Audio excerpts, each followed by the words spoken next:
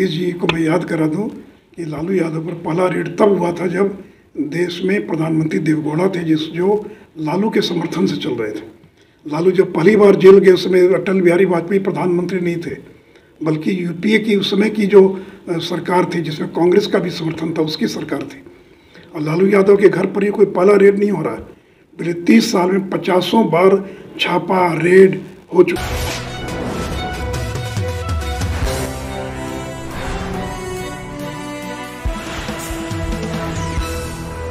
जमीन के बदले नौकरी मामले में एक बार फिर से सीबीआई ने तेजस्वी यादव को समन भेजा है। लालू परिवार फिर से मुश्किल में है। देखिए, ये जो पूरा मामला नौकरी के बदले जमीन का जो मामला है, उसको उजागर करने वाले हैं श्री ललन सिंह, जो इस समय जनता दल यू के राष्ट्रीय अध्यक्ष हैं। 2008 में जब मनमोहन सिंह देश के प्रधानमंत्री थे, उस समय ललन सिंह और स्वर्गीय शरद यादव ये दोनों गए थे ज्ञापन देने मनमोहन सिंह को कि लालू यादव ने रेल मंत्री रहते हुए दर्जनों लोगों से जमीन लिखवा लिया नौकरी के बदले में। लेकिन चूंकि उसमें यूपीए की सरकार थी, कोई कार्रवाई नहीं हुई। और 2014 के बाद जब एनडीए की सरकार बनी तो ललन सिंह फिर एक बार सक्रिय हो गए और सारे कागजात ललन सिंह और नीतीश कुमार की पार्टी ने सीबीआई को उपलब्ध कराया, जिसके आधार पर कार्रवाई हो रही है।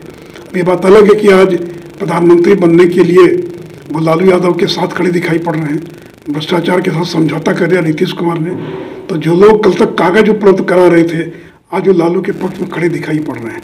लेकिन देखिए, कानून के हाल बहुत लंबे होते हैं।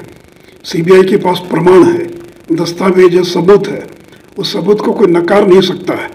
और केवल एक ही बात का जवाब दे देते तेजस्वी यादव कि हृदयानंद चौधरी कौन है, जो रेलवे कॉम्प्लेक्स जो राजेंद्र नगर का वहाँ के 4th ग्रेड की एम्प्लॉई, जिनको लालू यादव ने रेलवे में नौकरी दी, और उस हृदयानंद चौधरी ने 60 लाख की अपनी ज़मीन गिफ्ट कर दिया हेमा यादव को। तो जो सारे प्रमाण हैं वो बहुत ही पुख्ता प्रमाण है, जिसमें कोई तेजस्वी यादव या उनके परिवार को बचा नहीं सकता है। और ये जो सिंपैथी कार्ड खेल रहे हैं, तो नीतीश जी ऐलान कर दें कि भविष्य में बिहार के अंदर पुलिस ऐसे किसी घर में नहीं जाएगी जिस घर में गर्भवती महिला है या कोई बीमार है या बच्चे हैं, वैसे किसी घर में पुलिस छापा मारने नहीं जाएगी। कर दे तो निर्णय कर दें या सीआरपी सीआईपी से भी इस बात को दर्ज करा दें, तो ये सिंपैथी कार्ड चलने वाला नहीं है। कल ईडी जो भी गई, जिस मकान में गई, D1008 न्यू फ्रेंड्स कॉलोनी का मकान, 4 मंजिला मकान, पॉश कॉलोनी, दिल्ली की सबसे शानदार कॉलोनी, 100 करोड़ रुपये से ज़्यादा का मकान। तो तेजस्वी यादव बताएं कि उस मकान के मालिक कैसे बन गए, वो मकान के वो आपका मकान कैसे हो गया, कब से हो गया आपका मकान। तो इन बातों का जवाब देना पड़ेगा आपको। ये सिंपैथी कार्ड देने से काम नहीं चलेगा। जो व्यक्ति 29 साल की उम्र में 52 संपत्ति का मालिक बन गया, लोगों की पूरी जिंदगी गुजर जाती तो 2 मकान ही बना पाते हैं, और तेजस्वी यादव 52 संपत्ति के मालिक बन गए। तो इन बातों का जवाब देने के बजाय फंसा दिया, बदले की भावना से कार्रवाई हो रही, इसी प्रकार की बातें कहने से आपको कोई बचा नहीं पाएगा। नीतीश कुमार कह रहे हैं कि जब भी महागठबंधन की सरकार बनती है रेड शुरू हो जाता है। 2017 में ऐसा नहीं है, ऐसा नहीं है। नीतीश जी को मैं याद करा दूं कि लालू यादव पर पहला रेड तब हुआ था जब देश में प्रधानमंत्री देवेगौड़ा थे जो लालू के समर्थन से चल रहे थे। लालू जब पहली बार जेल गए उस समय अटल बिहारी वाजपेयी प्रधानमंत्री नहीं थे, बल्कि यूपीए की उस समय की जो सरकार थी जिसमें कांग्रेस का भी समर्थन था, उसकी सरकार थी। और लालू यादव के घर पर ही कोई पहला रेड नहीं हो रहा है। पिछले 30 साल में 50 बार छापा रेड हो चुका है।